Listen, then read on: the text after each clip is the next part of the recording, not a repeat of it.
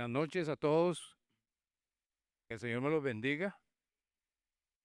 Vamos a hacer una pequeña oración para empezar. Padre Celestial, bendito Dios, ponemos este momento en tus manos, Señor. Te pedimos que nos des sabiduría, Señor, que nos des inteligencia. Te pedimos, Señor, que tu palabra llegue, Señor, como bálsamo fresco a nuestros corazones y a nuestras mentes, Señor.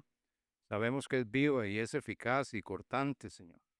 Sabemos que tiene el propósito de formarnos, Señor, y prepararnos para toda buena obra, Señor. Te pedimos, Señor, que sea un tiempo, Señor, de disfrute, de deleite, Señor, porque estamos hablando de ti, estamos hablando del Dios Santo, glorioso y todopoderoso. Gracias, Padre Celestial, Señor. Permítenos seguir buscando tu rostro y tu justicia, Señor. Permítenos entender, Señor, cómo caminar en tu voluntad permanentemente, para siempre honrar y glorificar tu nombre, bendito Dios. Gracias. En el nombre de Cristo Jesús. Amén. Amén. Saben que la serie que estamos viendo es Mal Ejemplo. A mí me tocó Nabucodonosor. Mm. Y es una buena muestra realmente Nabucodonosor. No me costó nada porque tiene muchas cosas que nos dan mal ejemplo, ¿verdad? Vamos a hablar del capítulo 4 de Daniel que nos dice, nos habla del orgullo, nos habla de la autosuficiencia, nos habla de la misericordia. A través de la experiencia de Nabucodonosor, la Biblia nos enseña que la verdadera grandeza no reside en los logros humanos. No importa, usted puede ser el rey más grande del imperio más grande del mundo, como fue Nabucodonosor, pero que si no reconocemos que Dios es el soberano, si no reconocemos que Dios es el maestro, que es el que merece la honra y la gloria, que sus caminos son justos y que sus obras son verdaderas, también tenemos que reconocer que humilla a los que andan en soberbia, ¿verdad? Pero exalta a los humildes y también nos llama a actuar en misericordia.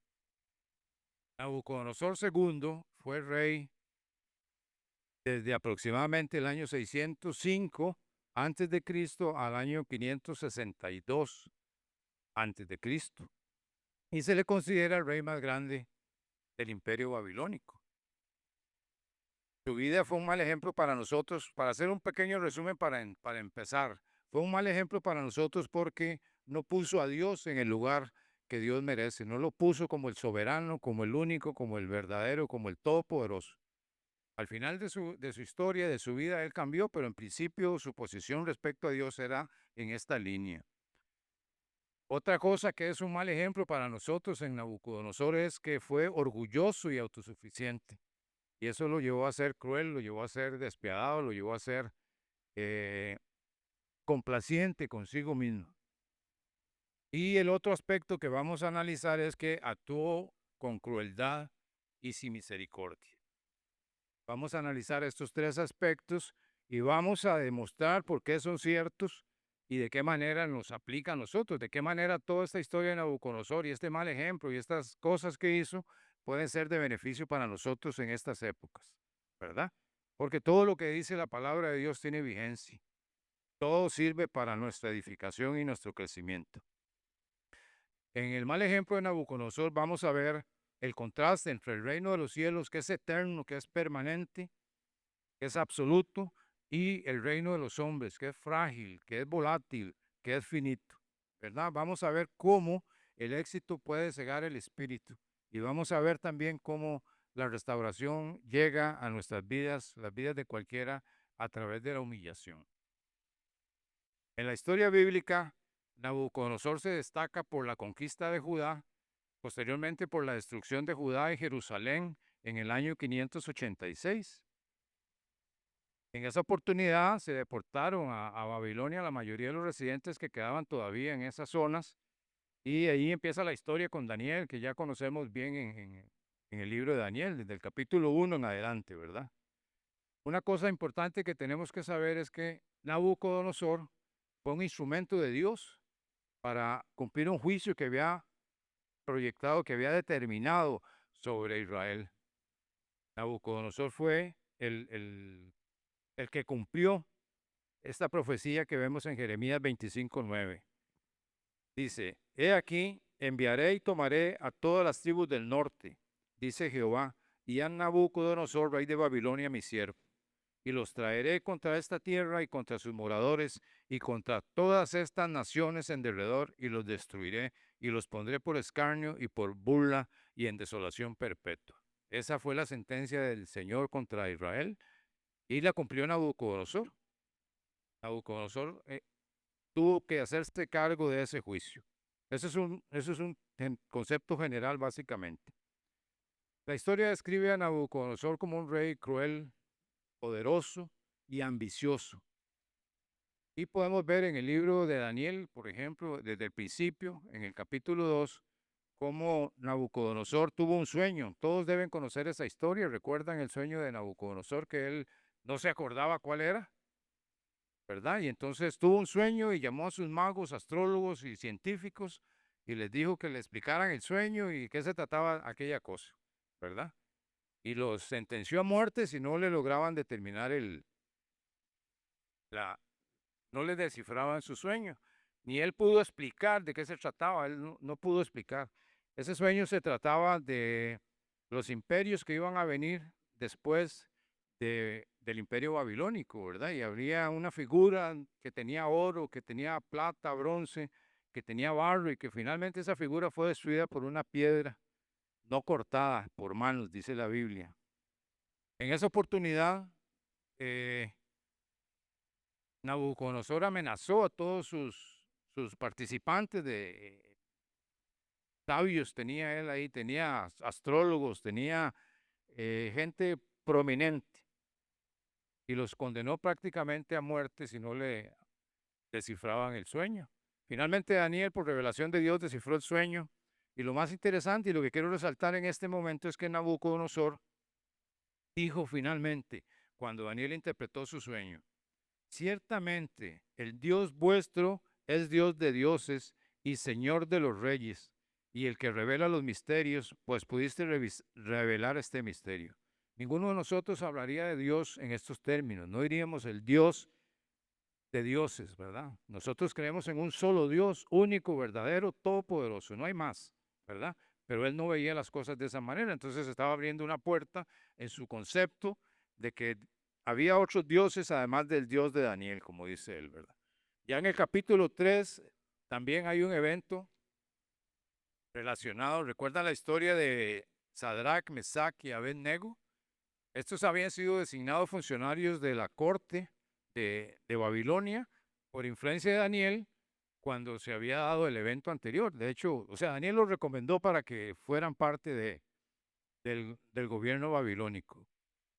Pero en esa oportunidad, en su orgullo, en su arrogancia, en su soberbia, Nabucodonosor mandó a erigir una estatua grandotota de oro y obligó a la gente en todo su imperio a que lo adoraran. Cuando se sonara ya la guitarra, cualquier cosa que sonara, la batería, cualquier instrumento de música, tenían que postrarse y adorar la estatua.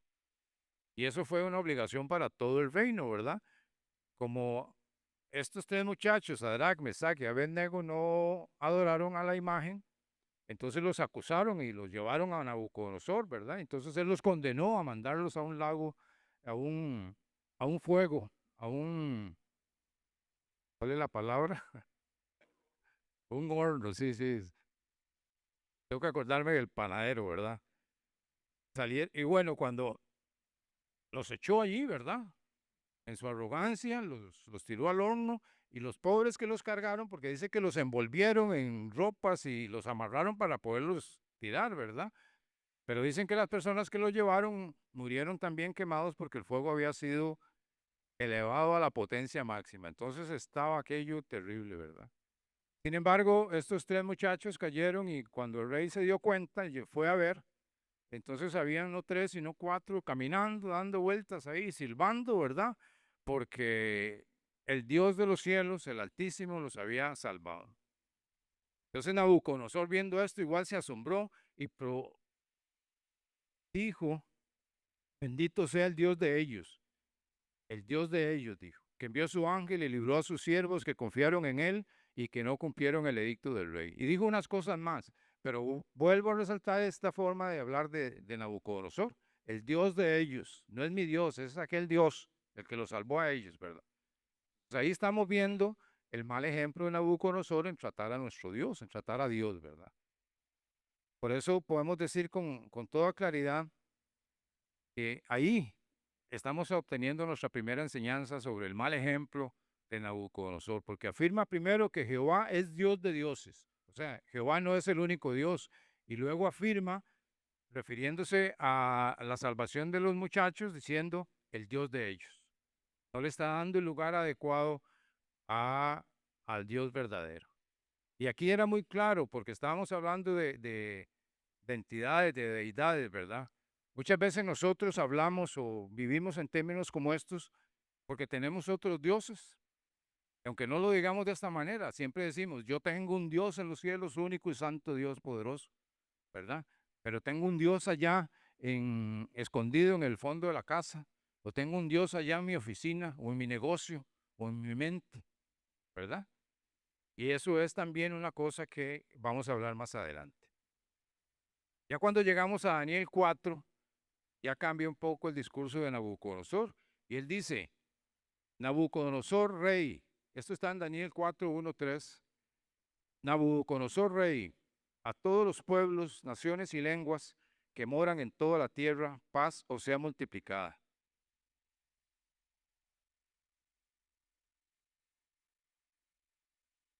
Muchas gracias, se me había olvidado la transparencia. Es que hoy estoy trabajando diferente, pero bueno, Nabucodonosor decía, Nabucodonosor rey, a todos los pueblos, naciones y lenguas que moran en toda la tierra, paz o sea multiplicada. Conviene que yo declare las señales y milagros que el Dios Altísimo ha hecho conmigo. Ya él está hablando del Dios Altísimo, ¿verdad? Ya está hablando de Dios, está implicando que ya está reconociendo al único Dios. Cuán grandes son sus señales y cuán potentes sus maravillas. Su reino, reino sempiterno y su señorío de generación en generación, ¿verdad? Ahí, hasta ahí vamos muy bien. Luego más adelante dice Daniel en la pantalla, en Daniel 4, 4, 5 dice, yo Nabucodonosor estaba tranquilo en mi casa y floreciente en mi palacio. Vi un sueño que me espantó y tendido en cama, las imaginaciones y visiones de mi cabeza me turbaron. Aquí lo que yo quiero resaltar es la condición, la situación de Nabucodonosor. Estoy tranquilo en mi casa, me lo estoy tirando bonito, ¿verdad? Mi palacio es floreciente, qué bonito, que todo lo veo, que todo lleno de prosperidad, de riquezas, de oro, todo por todo lado, ¿verdad? Él está muy complacido, él está muy complacido y ahí lo que tenemos que ver es que hay una trampa. La prosperidad muchas veces reflejada en esas condiciones viene a ser una trampa para las vidas de cualquiera, nosotros y cualquiera otro. Y eso es, en esa trampa estaba Nabucodonosor realmente. Él estaba tranquilo en mi casa, relajado, floreciente en el palacio, y entonces diciendo, qué bueno, yo sí que he armado este imperio, la cosa más grande, más sobresaliente, soy el más grande de toda la historia, ¿verdad? Todo el mundo me respeta, todo el mundo me adora, todo el mundo me felicita, ¿verdad? Ese era Nabucodonosor, y eso es su tranquilidad en la casa. Y eso es una mala señal, eso es una mala señal para nuestras vidas. Aquí Nabucodonosor está en la cima de su carrera y vemos esa autosuficiencia como un adormecimiento. Cuando nosotros tenemos actitudes como esas, tendemos a solazarnos en eso, a estar muy contentos, muy animados, dedicando mucho tiempo a esas cosas que nos complacen, que nos generan gozo y paz, ¿verdad? Y empezamos a separarnos de Dios. Corremos el riesgo de separarnos de Dios. Podemos adormecernos. Porque cuando hablamos del término floreciente, estamos hablando de una vida enfocada exclusivamente en lo externo y material.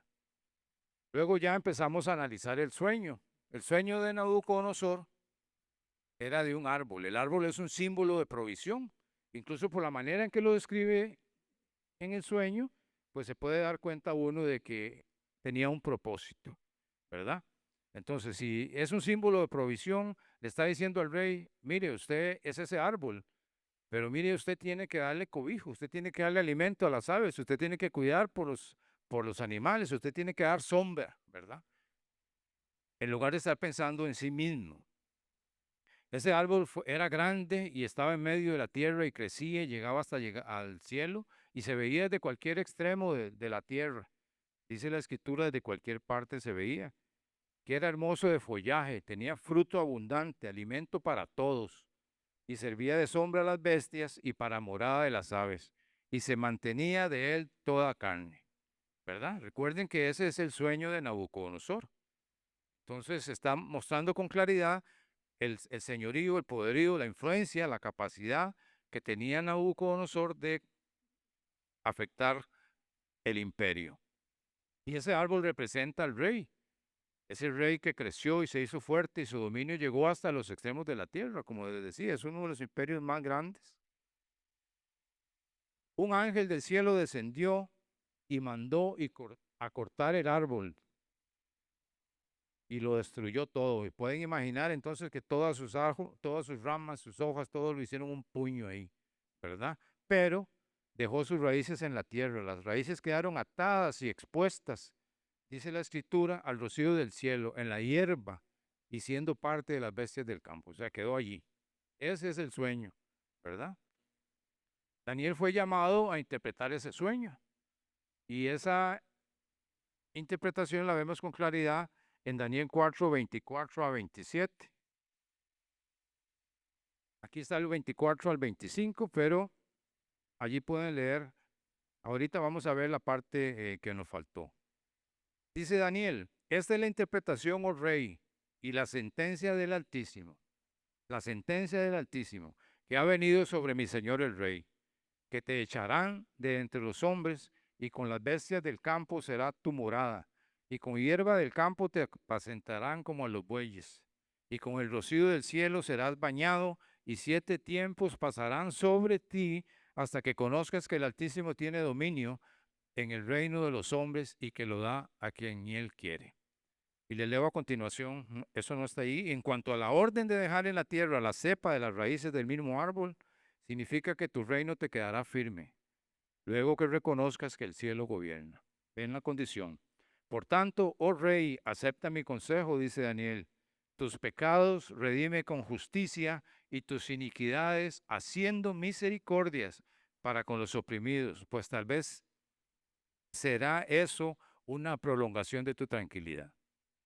Hay dos cosas fundamentales en este verso, y es que hay una sentencia del Altísimo, hay un decreto, y ese decreto, por la forma en que analizamos los tiempos verbales, por ejemplo, te echarán del tu reinado, te apacentarán en el campo comiendo, pasarán 7 años, esas conjugaciones verbales indican que ya es un hecho, que eso va a pasar, que eso está definido.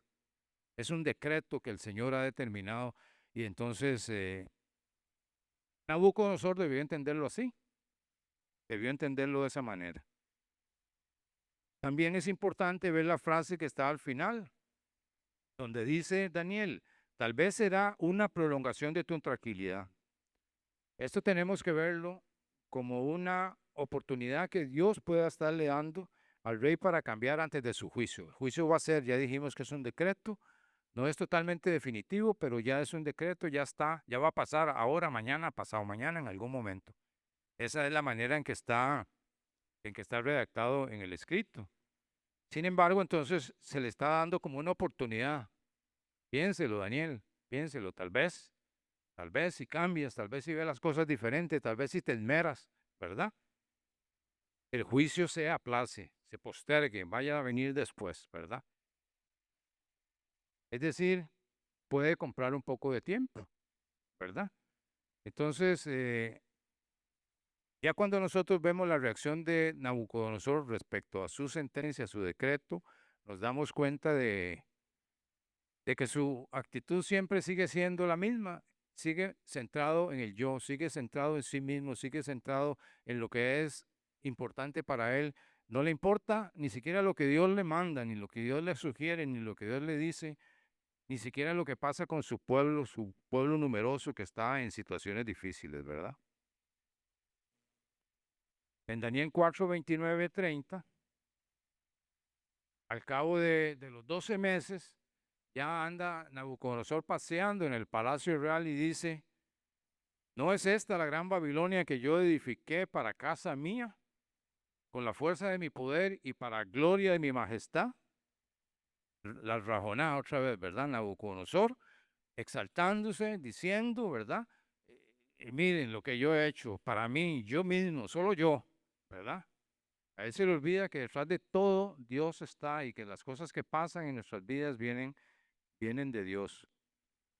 Y entonces, aún estaba la palabra en la boca del rey cuando vino una voz del cielo. A ti se te dice, rey Nabucodonosor, el reino ha sido quitado de ti. Hasta ahí llegó, ¿verdad? Entonces, fíjense que aquí podemos resumir también el mal ejemplo del rey. Su orgullo y autosuficiencia lo llevaron a esa situación. ¿De acuerdo? Fíjense que durante ese año que él estuvo antes de la sentencia cumplirse, mantuvo esa actitud de orgullo. Una actitud de orgullo que va a revelar el corazón que el rey tiene. Él escucha solo lo que quiere escuchar. Eso pasa cuando la persona es orgullosa. No sé si ustedes han tenido experiencias así. Usted puede dar consejos, usted puede dar amonestaciones, no pasa nada, ¿verdad? Solo escuchan lo que interesa, solo lo que quieren escuchar, ¿verdad? Y él específicamente ignoró el decreto de Dios y olvidó también el decreto y la sugerencia con respecto a arrepentirse y hacer misericordia. Tampoco le importó para nada, porque no dice nada. La escritura no menciona que empezó a hacer cambios en su gobierno, que entonces los trataba con cariño, que entonces dejó de matarlos allá invadiendo países y naciones nuevas. Cosas como esas, ¿verdad? Que era parte de su oficio, de las cosas que él hacía, ¿verdad? Tampoco tuvo la sensibilidad para decir que Dios está siendo paciente conmigo, ¿verdad? Él debió pensar que pasó un año y no ha pasado nada. Yo no sé qué pudiera estar pensando Nabucodonosor en ese año. Uno podría presumir que no pensó en nada, que eso lo vio como un evento. Eso fue un sueño, eso no tiene nada. Y por más cosas que me digas de Daniel, eso no va a pasar nunca, nunca me va a pasar si yo soy el rey de Babilonia. Si yo tengo el imperio más grande de la tierra, si él me ha descrito como un árbol frondoso y grande que me ven desde los confines de la tierra.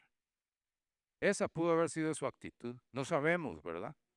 Pero no cambió, o sea, su posición de orgullo, su actitud de arrogancia, de autosuficiencia, no cambió para nada en ese año, ¿verdad? Pudiera ser que no le creyó a que fuera un sueño de Dios, ¿verdad? Y que lo que había dicho con respecto a Daniel, que su Dios era el Dios que revelaba las verdades, y ahora no contó en este momento. Para este episodio eso no fue relevante. Nunca lo sabremos. Lo que sí sabemos es que posiblemente su orgullo, su autosuficiencia, lo llevó a ignorar. No, eso no me va a pasar a mí si yo soy el rey. Mírenme a mí aquí, ¿verdad? Lleno de oro por todo lado, lleno de súbditos, gente que se adoraban, se tiraban de panza cada vez que lo veían, ¿verdad? Ese soy yo. No me va a pasar nada como eso. Ahora, una pregunta capciosa. ¿Cuánto nos pareceríamos nosotros a Nabucodonosor si tuviéramos hoy el poder y la gloria que él tuvo en su momento? Es difícil pensarlo, ¿verdad? Porque nosotros con costos vemos al presidente, nunca hemos pensado en un rey, ¿verdad?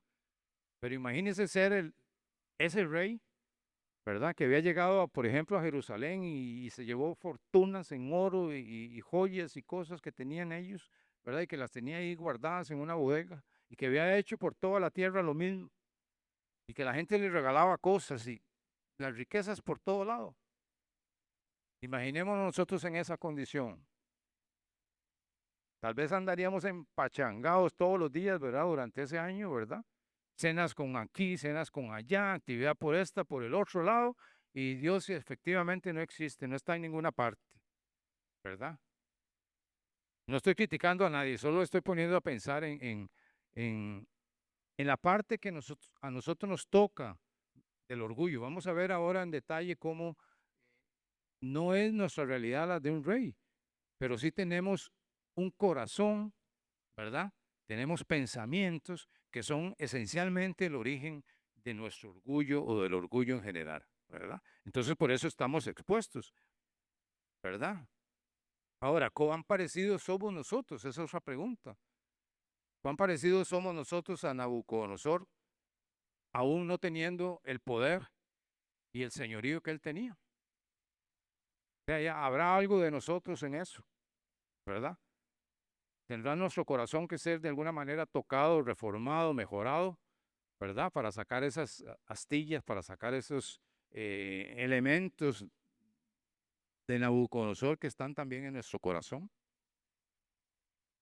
Ahora, ¿cómo traemos todo esto a aplicarlo hoy, 2500 años después de Nabucodonosor? Yo creo que es fácil realmente.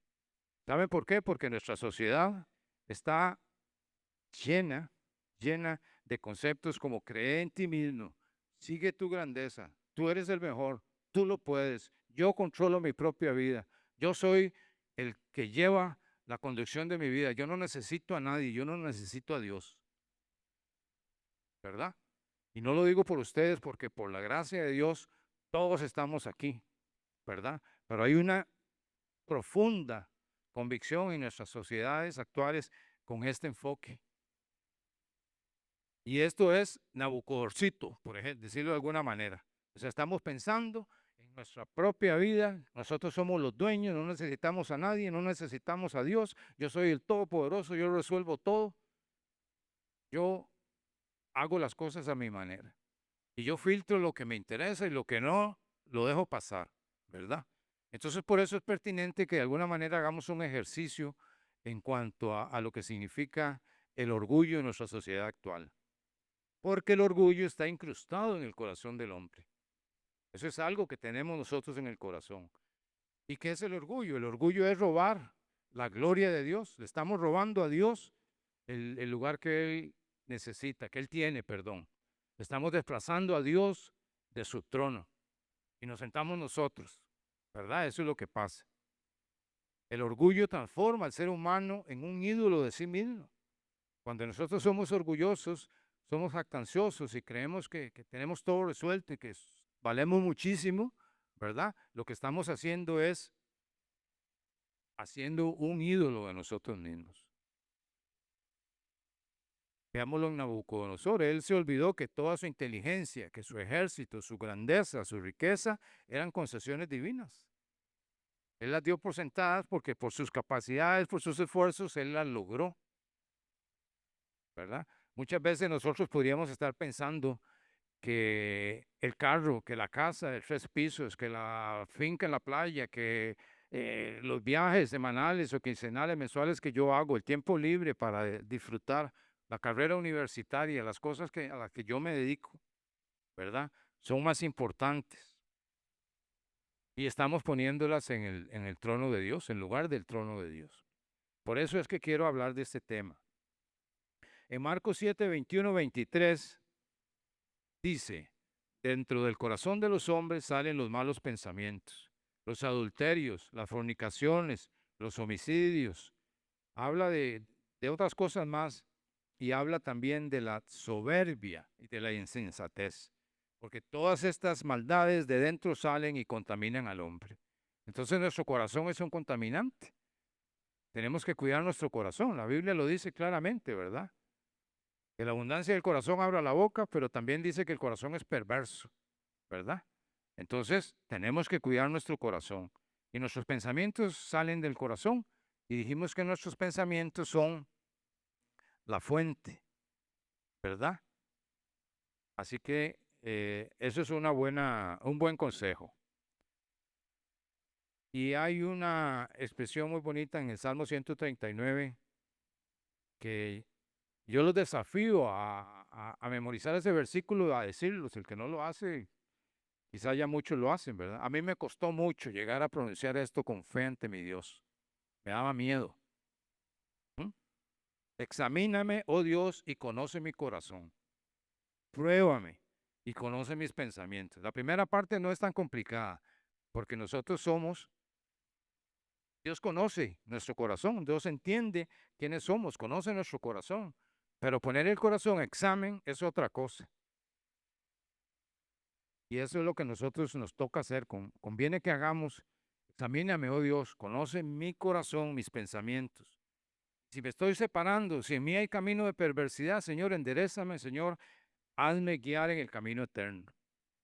Porque yo realmente quiero ir en el camino eterno. Pero entonces fíjense que le estamos pidiendo a Dios ayuda en algo muy profundo, en algo bien, bien serio. Estamos diciéndole a Dios, Señor, Señor, Señor, yo confío en tu guianza, yo confío en tu señorío, yo confío en tu buen consejo. ¿Mm? Otra cosa que tenemos que hacer es en nuestras vidas actualmente vigilar nuestros periodos de paz. Les anunciaba que Nabucodonosor decía, tengo paz en mi casa, mi palacio es floreciente. Vigilemos nosotros nuestros periodos de paz, nuestros periodos de tranquilidad en la casa. Esos son pensamientos de autosuficiencia que pueden venir. No quiere decir que vengan, no quiere decir que los tengan. Yo puedo sentarme en mi jardín y decir, uy, qué lindo, Señor. Qué lindo la mate chayote que tengo ahí, por ejemplo, ¿verdad? Y qué orgulloso, qué comilona me doy, ¿verdad? Eso no tiene nada de autosuficiencia, ¿verdad? Yo lo estoy reconociendo que la gloria de Dios se manifiesta en el patio de mi casa, en la mate chayote, ¿verdad? Pero yo podía estar en otra actitud. Uy, Señor, qué belleza, Señor, estos pisos de cerámica, Señor, que me costaron 25,000 pesos cada metro cuadrado, ¿verdad? Esas lámparas, ese cielo raso, esos muebles que los mandé a traer de Italia, ¿verdad? En esos momentos de paz debemos nosotros tenemos que tener cuidado, tenemos que tener conciencia clara de no caer en autosuficiencia, de no caer en una posición en donde lo que nos rodea, los bienes materiales, significan mucho para nosotros. Porque en la prosperidad es más difícil buscar a Dios. Si nosotros en las crisis buscamos a Dios con una facilidad, cuando empieza el problema, lo primero que hacemos es empezar a mariquear y a llorar y a hincarnos y a hacer todo aquello. ¿Mm? Pero cuando estamos así de bonitos y todo está tranquilo y todo en paz, ni pensamos en Dios, ¿verdad? No sé si a ustedes les pasa, ¿verdad? Pero es importante tomar en cuenta esto, porque la autosuficiencia separa al ser humano de su fuente de vida. Si yo soy autosuficiente, entonces yo no necesito a Dios, ¿de acuerdo? Entonces Dios es mi fuente de vida, Dios es mi soporte, Dios es mi protección, mi ancla. Si yo no lo necesito, caigo en una ilusión, ¿verdad? En Mateo 23:12, Mateo 23:12 dice, el que se enaltece será humillado y el que se humilla será enaltecido. Esto es una ley universal. Esto lo dijo el mismo Señor Jesucristo, luego lo dice Santiago en términos muy parecidos en otro lado, pero eso es una ley espiritual universal. Si usted se humilla, será enaltecido, pero si usted se enaltece, usted va a ser humillado, ¿verdad? Entonces eso tenemos que grabarlo también en nuestro corazón, porque entonces eso nos va a decir a nosotros, caramba, que el Señor nos humille, eso es una cosa que puede ser seria. Eso puede ser una cosa gravosa para nosotros, entonces mejor la podemos evitar. Cuando hablamos de exaltación, de enaltecimiento, es exaltarse uno mismo, eso es soberbia, eso es la búsqueda de autopromoción. Pero cuando hablamos de humildad no es que pensemos menos de nosotros mismos, no es que nosotros tenemos baja autoestima. Nosotros somos valiosos ante Dios, valiosísimos cuando somos humildes. Lo que hacemos es, ¿qué es lo que hacemos en humildad? Pensar menos en nosotros mismos, en nuestras necesidades, porque estamos pensando en una humildad intencional, en una actitud de servicio hacia Dios, de servidumbre, de sumisión a Dios, ¿verdad? Eso lo vemos con Nabucodonosor, cuando él ya se humilló, cuando él dedicó a, a reconocer la grandeza de Dios y su poder, recuperó la cordura, recuperó su propósito. En primera de Pedro 5:5 dice, igualmente jóvenes, estad sujetos a los ancianos y todos sumisos unos a otros, revestidos de humildad, porque Dios resiste a los soberbios y da gracia a los humildes. Es la misma ley universal acá.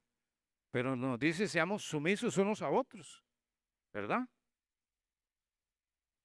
Aquí normalmente somos muy sumisos unos a otros, ¿verdad? Muy, muy bonitos y es parte de lo que creemos como creyentes, ¿verdad? A veces las situaciones en la calle, en la casa, en el trabajo nos exponen a otras cosas, ¿verdad?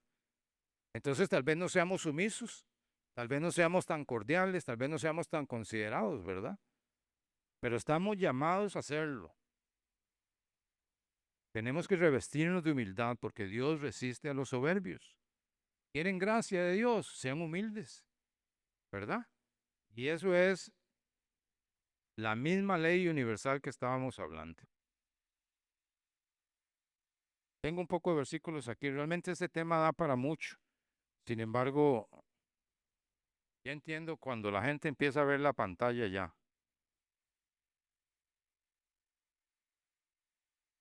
Dice Gálatas 6:3, porque el que se cree ser algo no siendo nada, a sí mismo se engaña. A veces nosotros creemos ser algo por lo que sea, por el carro, por la profesión, por la plata que tenemos en la bolsa o en el banco, por la residencia donde vivimos, por el barrio, ¿verdad? Que es un barrio caché, ¿verdad? Pero, ¿qué logros usamos nosotros para validar nuestra valía, digamos, nuestro valor personal? Muchas de esas cosas son importantes. Está muy bien, qué lindo tener una buena casa, el carro de último modelo, ¿verdad? Pero antes que eso, usted tiene a Dios primero. Eso es grandioso. Pues yo no estoy diciendo tampoco que hay que vivir en el barrio marginal ni hay que estar en mala condición. Estoy diciendo que todo lo bueno que usted tiene es por la gracia de Dios. Usted tiene que entenderlo así y poner siempre a Dios en primer lugar y agradecerlo. No hacer lo que hizo Nabucodonosor, que pensó que todo era por él mismo. También esto nos sirve para pensar, o sea, para no estar diciendo, yo logré esto solo, ¿verdad? También a veces abusamos de la frase gracias a Dios, ¿verdad? Gracias a Dios por todo. Sin embargo, gracias a Dios porque tenemos un trabajo que nos permite comprar el automóvil de último modelo. Gracias a Dios porque tenemos un trabajo o un negocio que nos permite hacer una casa de 3 pisos en una zona exclusiva. ¿Mm?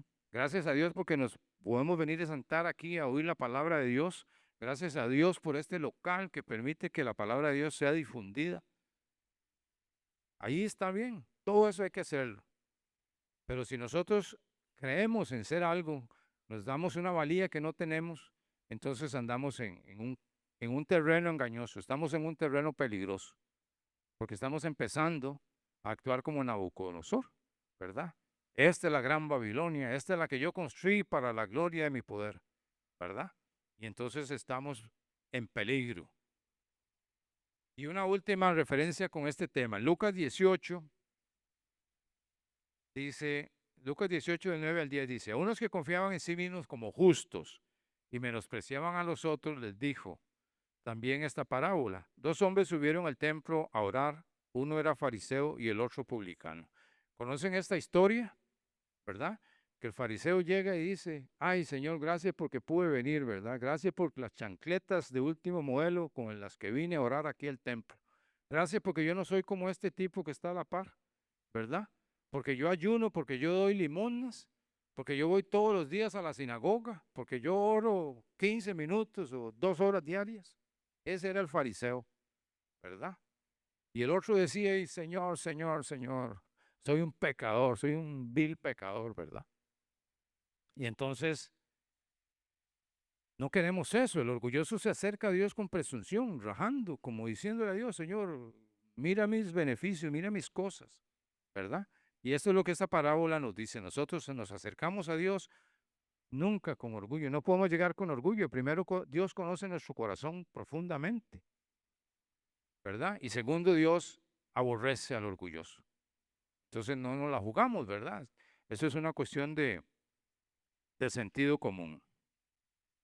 Hay una tablita que quiero que miren ahí, de resumen, que la tengo en la lámina. Vean lo que dice allí sobre el orgullo. El orgullo nos quita la razón. Esto podemos decirlo por Nabucodonosor. Nabucodonosor era orgulloso y se volvió loco. Eso fue realmente lo que le pasó, ¿verdad? Pero a nosotros nos quita la razón, nos quita la perspectiva, nos quita el entendimiento, nos quita la visión fresca de quiénes somos en Dios, de quiénes somos en Cristo.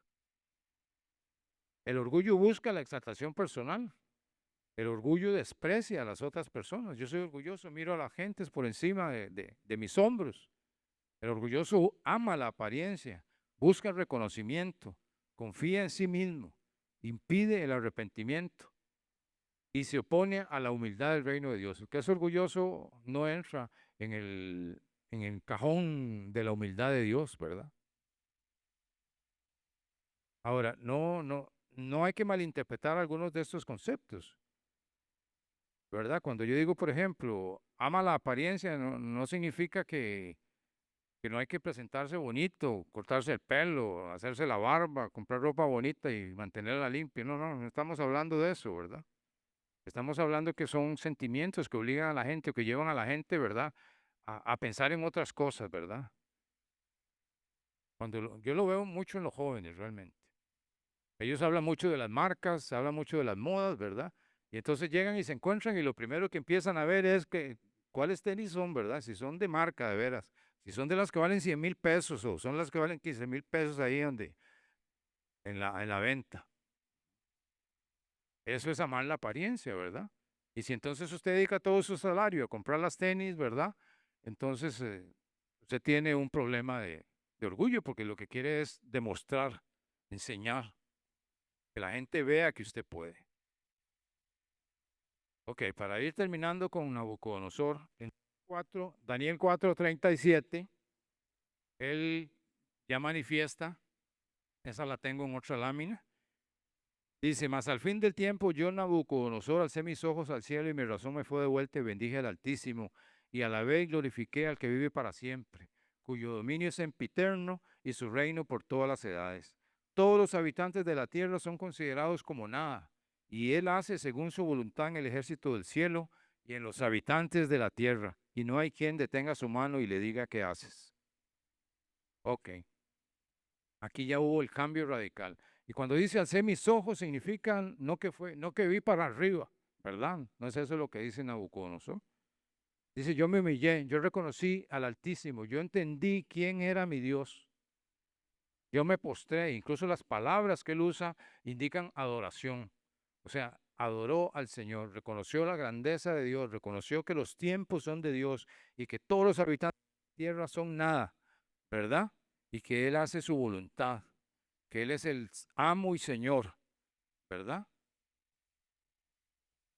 Y al final de ese versículo dice, yo Nabucodonosor alabo y engrandezco y glorifico al Rey del cielo, porque todas sus obras son verdaderas y sus caminos justos, y Él puede humillar a los que andan con soberbia. Entonces fíjense que finalmente funcionó, ¿verdad? Que lo pusieran a comer pasto 7 años y que las uñas le crecieran y que los pelos parecieran plumas, decía la escritura, ¿verdad? Sirvió para que él entendiera que él no era nada, que él no valía nada, que él podía ser el rey más poderoso de la tierra, pero si la voluntad de Dios es encaminarlo hacia la humildad, podía hacerlo y lo logró finalmente, ¿verdad? Yo creo que a ninguno de nosotros nos gustaría pasar por una experiencia de eso, ¿verdad? Imagínense lo que es ser, ¿verdad? Es terrible. Y no importa la razón, mucha gente dice, es que se volvió loco, se dice, cualquier cosa que sea, pasó en esos términos, ¿verdad? Él fue convertido en una bestia, siendo el rey más poderoso de la tierra en ese momento, por decreto del Altísimo. Ujú. Entonces recobró la razón y se humilló ante Dios, exclamó que era soberano. Y tenemos que notar que Nabucodonosor logró su sanidad no porque se puso a pensar, caramba, ¿qué es lo que hago? ¿Qué puedo hacer? Había tenido mucho tiempo, en realidad nunca pensó en cosas como esas, simplemente su espíritu se constriñó, posiblemente en ese momento él dice, caramba, esto tiene que ser diferente, no puede ser si yo era Nabucodonosor, ahora ando aquí como un buey comiendo pasto, ¿verdad? Y entonces en ese momento, a nivel de su espíritu, tuvo que darse ese cambio y eso es lo que lo llevó a humillarse. Ese es el entendimiento que necesitamos entender. Y otra cosa importante que yo quiero contarles, además ya hemos hablado de la forma en que Nabucodonosor ve a Dios, del orgullo y la soberbia, pero también quiero hablarles un poquito del no aplicar misericordia, que es otro de los malos ejemplos de Nabucodonosor. Él, a pesar de la advertencia que el Señor le dio, recuerdan que le dijo, redime tus pecados y tu iniquidad con misericordia, ujú, haciendo bien a tu pueblo, él no hizo caso, ¿verdad? Eso es un ejemplo adicional. No hacemos misericordia, somos llamados a ser misericordiosos, ¿verdad? Entonces eso es bueno que lo tengamos clarito. La misericordia bíblica implica compromiso, porque la misericordia no es solo no es solo un sentimiento. La misericordia es una acción de justicia que contrarresta nuestro orgullo. Por eso es importante también la misericordia. La persona orgullosa no tiene misericordia y el misericordioso no tiene orgullo. Así tenemos que verlo. Ahora, cómo pudo igual Nabucodonosor aplicar misericordia en esos tiempos? Eso lo tengo en otra lámina.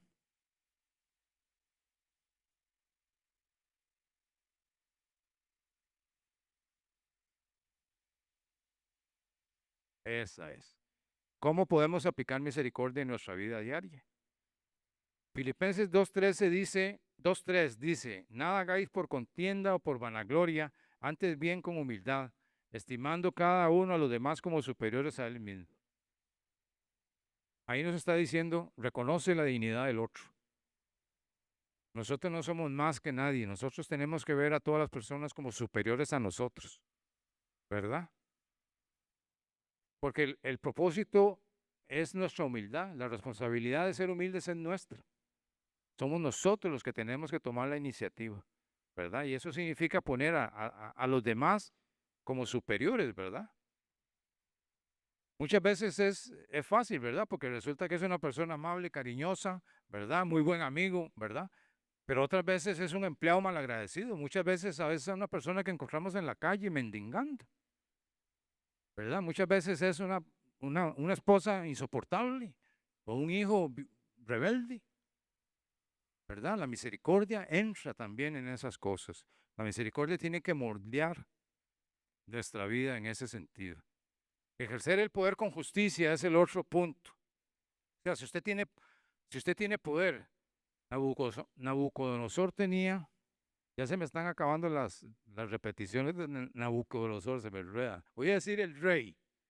El rey tenía un gran poder, ¿verdad? Tenía un montón de gente dependiendo de él, ¿verdad? Súbditos, esclavos, tenía posiblemente todo tipo de empleados, ¿verdad? ¿Cómo podría aplicar misericordia? ¿Cómo podríamos aplicar misericordia nosotros si tenemos una empresa, si tenemos una familia, ¿verdad? Entonces, no usemos nuestra posición de autoridad para beneficio propio.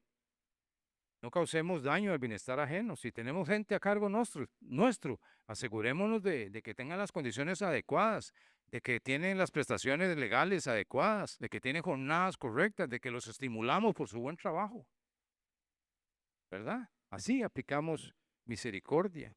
Otro punto es, actúe frente a la vulnerabilidad.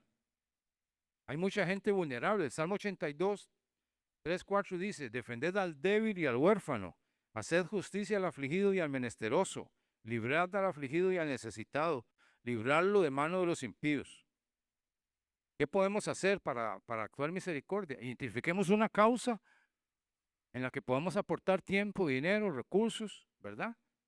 Hay montones de lugares donde hay huérfanos, donde hay viejitos que no llega nadie a verlos, aunque les pagan la estadía ahí, están solos. Hay gente, miles de personas en las cárceles.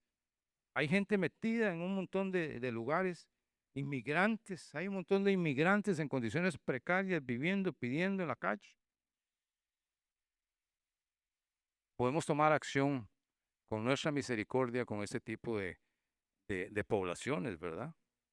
La gente enferma en los hospitales. Bueno, antes en los hospitales permitían ir a grupos como evangélicos a ministrar. Yo creo que ya eso no se puede. Pero bueno, cuando usted tiene un enfermo conocido puede hacerlo también. Estamos viendo gente vulnerable y estamos actuando en misericordia, estamos mostrando el amor de Dios. Sé la voz de quien no tiene. Abre tu boca por el mudo. En el juicio de todos los desvalidos, abre tu boca, juzgue con justicia y defiende la causa del pobre y del menesteroso. Eso lo dice Proverbios 3:8. Pues hay gente que no tiene voz, que está silenciada, que tiene problemas de comunicación o lo que sea. Podemos abogar por ellos, podemos ayudarlos, podemos establecer algún mecanismo para, para poder llegar a, a ofrecerles soluciones de algún tipo.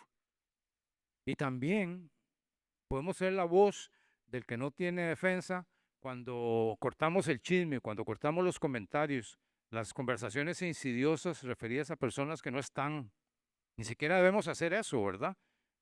Pero cuando sucede, nosotros podemos defender a esas personas, podemos ser la voz de esa persona que está siendo atacada, que está siendo menoscabada en ausencia. Y finalmente, examina tu yo, chequea el corazón. Acuérdense, el antídoto contra el orgullo y la misericordia. ¿Por qué? Porque nos obliga a descender de nuestro trono personal para servir en el nivel de la necesidad humana. Y donde reina el orgullo, se apaga la misericordia. Y donde hay misericordia, donde fluye la misericordia, el orgullo se muere. Entonces, ¿qué queremos ser? Orgullosos, misericordiosos. Yo digo que no podemos ser una mezcla, no podemos ser medio y medio, ¿verdad? Ni 3/4 y 1/4. O estamos en un lado o estamos en otro. Entonces es importante que lo analicemos. ¿Y por qué tanta hablar de la misericordia? Porque la misericordia es una expresión misma del carácter de Dios. ¿Verdad? Dios ha puesto misericordia en cada uno de nosotros para estar aquí sentados, para haber llegado al grado de entendimiento, de conocimiento, de búsqueda de Él que nosotros estamos practicando en este lugar. Entonces ese es el carácter de Dios. Entonces caminemos en el carácter de Dios. Y ya como para la reflexión final, veamos unos 3 versículos que yo quiero que ustedes los miren. Los hemos mencionado, pero creo que es importante que en el contexto de lo que hemos estado hablando, los tengamos en mente. Pruébame, oh Dios, pruébame, oh Dios. El examíname y el conoce, eso es una cosa que ya está determinada. Dios lo conoce a usted, Dios lo examina, no tiene problemas con eso. Pero si usted le dice, pruébame, Señor, pruébame, usted se está dando un paso importante de humildad, se está dando un paso importante de obediencia hacia Dios. Miqueas 6:8 decía, oh hombre, Él te ha declarado lo que es bueno. ¿Y qué pide Jehová de ti? ¿Qué pide Dios de nosotros? Hacer justicia, amar misericordia y humillarte ante tu Dios. Hemos estado hablando de todo esto, ¿verdad? Memoricemos Miqueas 6:8, ¿verdad? Eso es una buena, ya sabemos qué es lo que Dios quiere, ¿verdad? Muchas veces decimos, bueno, lo que Dios quiera, yo no sé qué Dios quiere para mí. Claro que sí saben, Dios lo dijo aquí, ¿verdad? Que ame la justicia, que haga misericordia, que se humille ante Dios. Y por último, la ley espiritual perpetua. El que se enaltece será humillado y el que se humilla será enaltecido. ¿Qué les parece? Padre Celestial, yo te doy gracias, Señor, en el nombre de Jesús, por el privilegio, Señor, de traer tu palabra fresca, Señor. Yo entiendo que tu palabra es viva, eficaz, cortante, penetrante, Señor. Yo entiendo que tu revelación es para el bien nuestro, Señor. Yo entiendo que tú nos formas, Señor. Yo entiendo que tú estás con nosotros, Señor. Acompáñanos, Señor, de camino a casa, Señor. Sigue guardando nuestros corazones, Señor. Líbranos, Señor, del orgullo, Señor. Líbranos, Señor, de todas estas cosas de vida. Sanos misericordiosos y simples y humildes ante tu presencia siempre, Señor. En el nombre de Cristo Jesús, gracias, Padre Celestial. Amén. Amén.